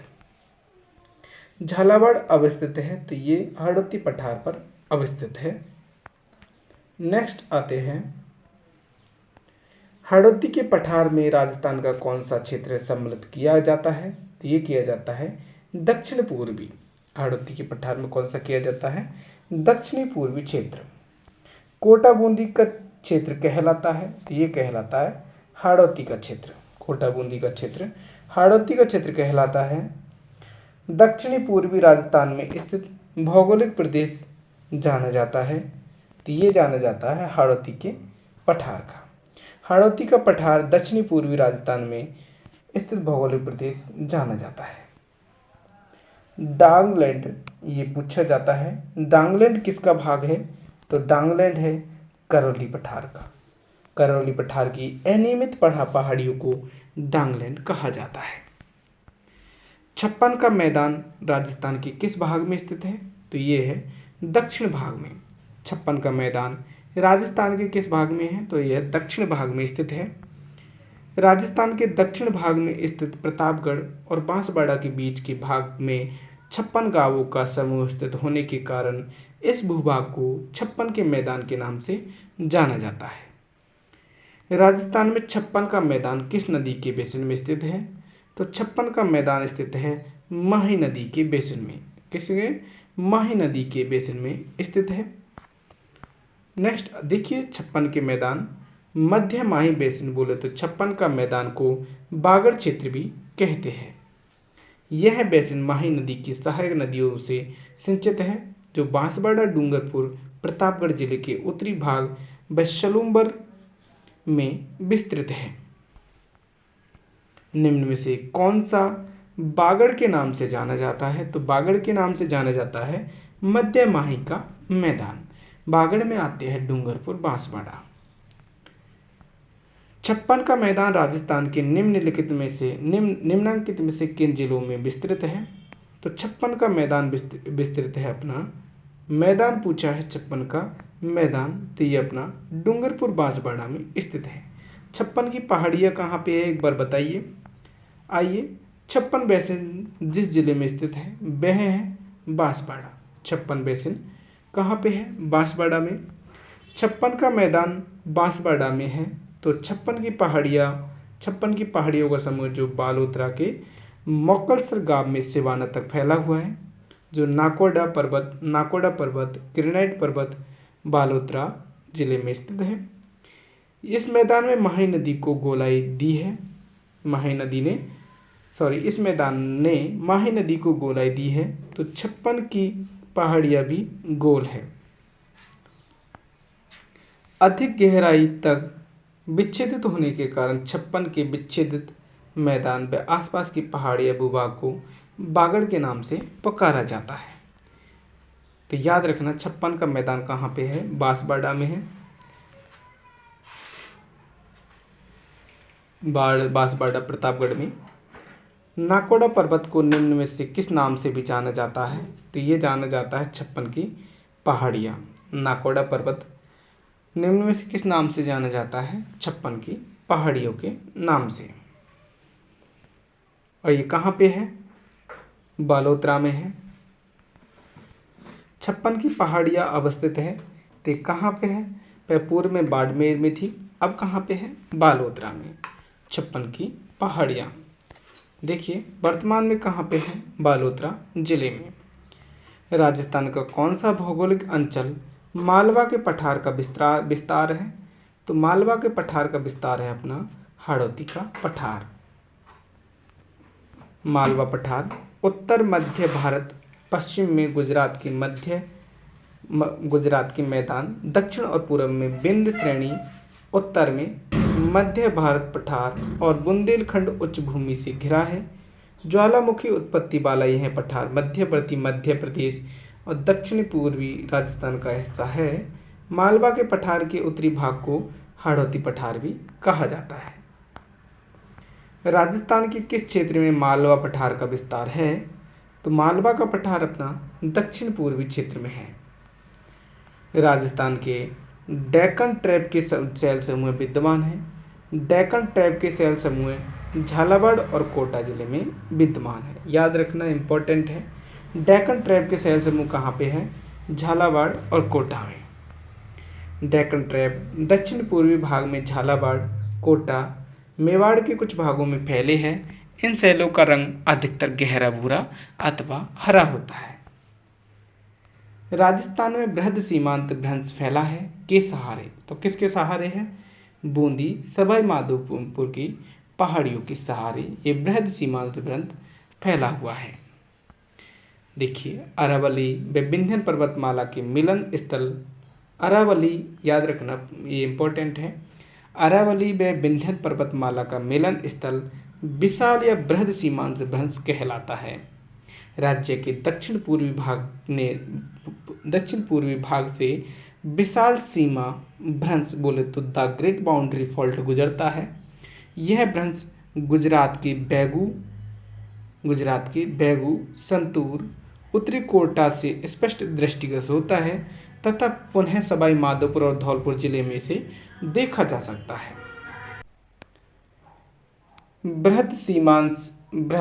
महान सीमा भ्रंश राजस्थान के किस भाग में स्थित है, तो ये स्थित है दक्षिण पूर्वी भाग में। महान सीमा भ्रंश राजस्थान के दक्षिण पूर्वी भाग में स्थित है।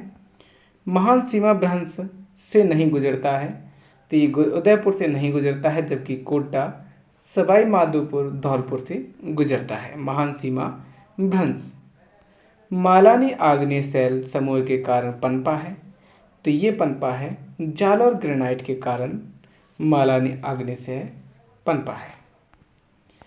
मालानी आग्नेय शैल समूह मुख्यतः जालौर एवं सिवाना में ग्रेनाइट तथा ज्वालामुखी रायोलाइट से चट्टानों का निर्माण करते हैं। ये पहाड़ियाँ गुम्बदाकार या इंसेल वर्ग के रूप में पाई जाती है। इन शैलों के आधार पर जालौर सांचौर में ग्रेनाइट उद्योग खूब पनपा है। जालौर सिवाना की पहाड़ियाँ बनी हुई है, तो ये बनी हुई है जालौर ग्रेनाइट या जालौर ग्रेनाइट तथा रायोलाइट से। जालौर सिवाना की पहाड़ियाँ किससे बनी हुई है, जालौर ग्रेनाइट तथा रायोलाइट से। जालौर ग्रेनाइट से निर्मित पहाड़ियाँ होती है, तो ये होती है गुम्बदाकार। जालौर ग्रेनाइट से निर्मित पहाड़ियाँ गुम्बदाकार होती है। निम्नांकित में से कौन सी आग्नेय चट्टानें जालौर में पाई जाती है? तो जालौर में पाई जाती है अपनी ग्रेनाइट और रायोलाइट। मलानी पहाड़ियाँ स्थित है, तो मलानी पहाड़ियाँ कहाँ पे स्थित है? कहाँ पे? पाली बाड़मेर में। ये है जालौर बाड़मेर में। कहाँ पे है? जालौर बाड़मेर में। मलानी की पहाड़ियाँ कहाँ पे है? जालौर और बाड़मेर में। वर्तमान में जालौर बालोतरा जिले में स्थित है मलानी की पहाड़ियाँ। आबू पर्वत क्षेत्र मुख्यतः निर्मित है, तो ये किस में है? ग्रेनाइट से। आबू पर्वत क्षेत्र मुख्यतः ग्रेनाइट से निर्मित है। सेंदड़ा स्टेशन के पास चट्टानें आकृति में पाई जाती है, तो ये सर्पाकार आकृति में पाई जाती है। सेंदड़ा स्टेशन के पास चट्टानें सर्पाकार आकृति में पाई जाती है। पाली जिले में स्थित सेंदड़ा स्टेशन के पास सर्पाकार चट्टानों की आकृति में विविधता पाई जाती है। चंबल बेसिन विशिष्ट स्थलाकृति स्वरूप है, तो ये किसका है? उत्खात स्थलाकृति का है। चंबल बेसिन कैसा है? उत्खात स्थलाकृति का स्वरूप है। पूर्वी मैदान के भाग चंबल बेसिन जो धौलपुर सवाई माधोपुर को उत्खात स्थलाकृति हेतु जाना जाता है। याद रखना, पूर्वी मैदान के चंबल बेसिन को उत्खात स्थलाकृति के रूप में जाना जाता है। इसकी स्थलाकृति में मुख्यतः गार्ज, नदी कगार, जलप्रपात, क्षिप्रकाएँ, निक पॉइंट्स और बीहड़ भूमि आदि आते हैं। राजस्थान के किस प्रदेश में उत्खात भूमि स्थलाकृति पाई जाती है? तो ये पाई जाती है चंबल बेसिन में। उत्खात स्थलाकृति पाई जाती है धौलपुर एवं सवाई माधोपुर में। धौलपुर एवं सवाई माधोपुर में उत्खात स्थलाकृति देखने को मिलती है। बनास व डूंगरपुर के मध्य के भूभाग को किन नाम से जाना जाता है? तो ये जाना जाता है मेवल। याद रखना, बनास व डूंगरपुर के मध्य के भूभाग को मेवल के नाम से जाना जाता है। काठल, ये माही नदी के किनारे को काठल कहा जाता है। ये गिरवा कहाँ पे है? उदयपुर में। भाकर भी कहाँ पे है? ये शायद भाकर कहाँ पे है? जालौर में।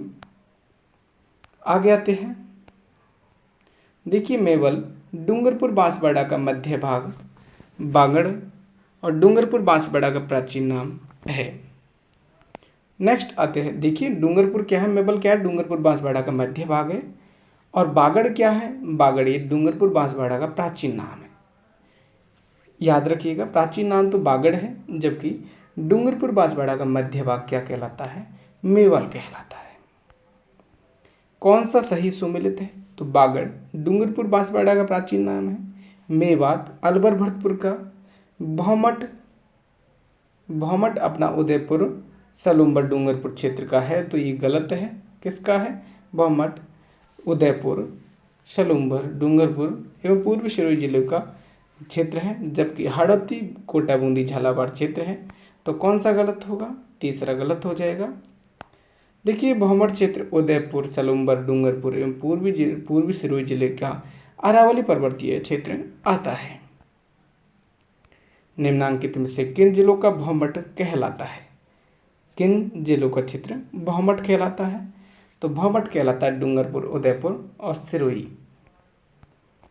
राजस्थान में बागर और मरु के नाम से जाना जाता है, तो ये है भौगोलिक क्षेत्र। कैसे हैं? बागर और मरु ये भौगोलिक क्षेत्र हैं। राजस्थान में मरुस्थल जिसे मेरू उच्च पर्वतीय प्रदेश, माल पठारी भाग को बागड़ प्रदेश, अरावली पर्वत व पश्चिमी मरुस्थल के मध्य भाग को संदर्भित करते हैं। याद रखना, राजस्थान में मरुस्थल को या क्या मरुस्थल को, मेरू उच्च पर्वतीय प्रदेश को, माल पठारी भाग को और बागड़ अरावली पर्वत व पश्चिमी मरुस्थल के मध्य भाग को संदर्भित करता है। जुरासिक युग की चट्टानें राजस्थान के किन जिलों में पाई जाती है? तो जुरासिक युग की चट्टानें जैसलमेर व बाड़मेर जिले में पाई जाती है। कहाँ पे? जैसलमेर और बाड़मेर जिले में जुरासिक युग की चट्टानें देखने को मिलती है। देखिए जुरासिक युग 1800 लाख वर्ष 1800 लाख वर्ष जैसलमेर में जुरासिक काल के लाठी श्रेणी शैल समूह स्थित है। महासमूह बैंडेशर श्रेणी, बौमाता श्रेणी, बाड़मेर बेसिन, जैसलमेर श्रेणी बेसिन, दक्कन गंगानगर शेल्फ ये यहाँ पे स्थित है। राजस्थान में सर्वाधिक भूकंप संभावित क्षेत्र कौन सा है? तो राजस्थान में सर्वाधिक भूकंप संभावित क्षेत्र है अपना कौन सा? भरतपुर, अलवर, झुंझुनू। कौन सा है? भरतपुर, अलवर, झुंझुनू। ये सर्वाधिक भूकंप संभावित क्षेत्र रहते हैं। सुमेलित करना है तो देखिए बरखान क्या चीज़ है? ये बालू का स्तूप है। लाठी श्रृंखला ये भूगर्भ जलपट्टी है। और इंसेलबर्ग क्या है? तो इंसेलबर्ग ये अपना पहले प्लाया देखते हैं तो शुष्क झील है।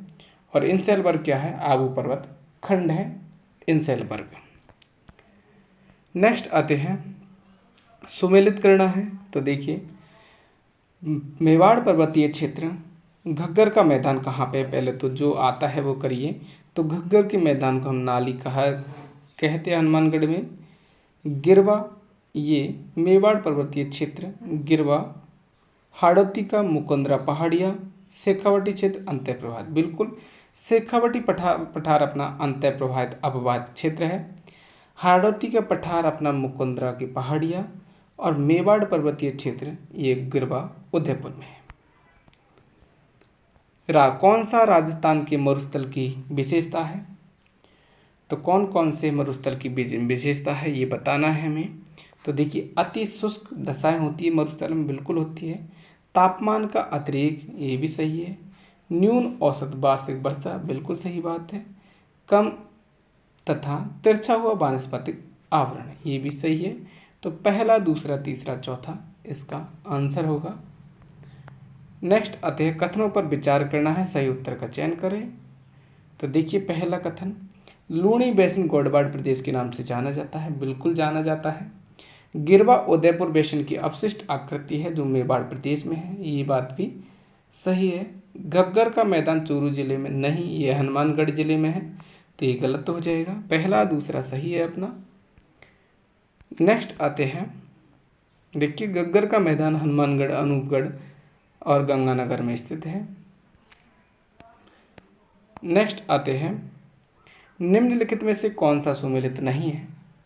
तो लूणी बेसन ये अपना नेहड़ कहते हैं इसको, घग्गर मैदान नाली कहते हैं, शेखावटी प्रदेश इसे जोहड़ कहते हैं, जबकि नागौरी उच्च भूमि को हम ये नागौरी उच्च भूमि ये गलत है। ये डोरा पर्वत कहाँ पे है? लूणी बेसिन में स्थित है। निम्नांकित में से कौन सा पूर्वी मैदानों का भाग नहीं है? तो कौन सा नहीं है? माउंट आबू नहीं है पूर्वी मैदान का, जबकि कोटा, अजमेर, बूंदी है। हाल ही में जैसलमेर के निकट वैज्ञानिकों ने दुनिया का सबसे पुराना शाकाहारी डायनासोर का जीवाश्म ढूंढा है। वह जीवाश्म लगभग कितने वर्ष पुराना है? तो ये लगभग 16.7 करोड़ वर्ष पुराना है। देखिए जैसलमेर के जेठबाई क्षेत्र में सबसे प्राचीन शाकाहारी डायनासोर थोरोसॉरस की नई प्रजातियों के अवशेष मिले हैं जो 167 मिलियन वर्ष पुराना है। बोले तो IIT रुड़की और GSI ने शाकाहारी डायक्रियोसाइड सोरोपॉड्स डायनासोर के सबसे पुराने जीवाश्म अवशेषों की खोज की है। इसे थोरोसॉरस इंडिकस नाम दिया है। सापेक्षिक दृष्टि से राजस्थान के निम्न भू आकृतिक प्रदेशों का भाग जो अस्पष्ट अधर प्रवाह का क्षेत्र है वह है दक्षिण पूर्वी। सापेक्षिक दृष्टि से राजस्थान के निम्न भू आकृतिक प्रदेशों का भाग जो अस्पष्ट अधर प्रवाह का क्षेत्र है वह है दक्षिण पूर्वी। रामायण और भगवत गीता में धनसा शब्द का संदर्भ है। धनसा राजस्थान के मरुस्थल भाग को धनसा नाम दिया है। देखिए धनसा शब्द भगवत गीता और रामायण में ए डेजर्ट को सूचीबद्ध किया गया है। रामायण में राजस्थान को ध्रुमकुल्य कहा जा गया है। क्या कहा गया है? द्रुमकुल्य कहा गया है। उत्तरी पूर्वी राजस्थान को मेवात की संज्ञा सर्वप्रथम फारसी लेखक द्वारा दी गई थी। तो उत्तरी पूर्वी राजस्थान को मेवात की संज्ञा ये दी गई थी अलबरूनी द्वारा। राजस्थान में अरावली क्षेत्र की विशेषताओं की पहचान कीजिए। तो अरावली क्षेत्र की विशेषताओं की पहचान करना है हमें। अरावली पर्वत को आडावाला पर्वत कहा जाता है। कहाँ कहा जाता है? बूंदी में कहा जाता है। बूंदी में इसको आडावाला पर्वत कहते हैं। आगे आते हैं। अरावली पर्वत श्रृंखला विश्व की प्राचीनतम पर्वत श्रृंखला है। ये बात बिल्कुल सही है। इसकी ऊंचाई दक्षिण पश्चिम से उत्तर पूर्व की ओर बढ़ती है। नहीं भाई, ये उत्तर पूर्व से दक्षिण पश्चिम की ओर ऊंचाई बढ़ती है और विस्तार भी बढ़ता है। गुरु शिखर अरावली श्रृंखला की सबसे ऊंची चोटी है। कितनी है? 1722 मीटर अथवा 1727 मीटर। कितना है? 1722 अथवा 1727 बोल सकते हैं। आगे आते हैं। राजस्थान के भौतिक स्वरूप के संबंध में कौन सा कथन सत्य है? तो हमें सत्य कथन बताने हैं। आइए। हाड़ौती के पठार पश्चिमोत्तर में मुख्य सीमा भ्रंश द्वारा सीमांकित है। ये पश्चिमोत्तर में तो है ही नहीं है, दक्षिण पूर्वी भाग का क्षेत्र है हाड़ौती। ये गलत होगा। पश्चिम रेतीली मैदान का लगभग 41.50% क्षेत्र बालू का स्तूप मुक्त प्रदेश है। बिल्कुल सही बात है। संरचनात्मक दृष्टि से राजस्थान के भौतिक स्वरूप भारत के उत्तरी बृहत मैदान और प्रायद्वीपीय पठार का हिस्सा है। ये बात भी सही है। तो पहला, दूसरा और तीसरा तो सही हो गया। आगे चौथा, अरावली पर्वतमाला अवशिष्ट पर्वतमाला के रूप में उपलब्ध है। ये बात भी सही है। तो इसका पहला गलत हो जाएगा, जबकि दूसरा, तीसरा, चौथा सही हो जाएगा। महान सीमा भ्रंश राजस्थान के किस जिले से नहीं है?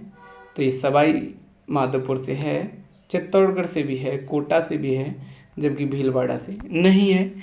महान सीमा भ्रंश किसे कहते हैं? तो अरावली पर्वतमाला और विंध्याचल श्रेणी के मिलन को ही महान सीमा भ्रंश कहते हैं। आगे पढ़ेंगे हम पठार एवं पर्वत। जब तक के लिए दोस्तों जय हिंद, राधे राधे सभी को। मिलते हैं अगली वीडियो में।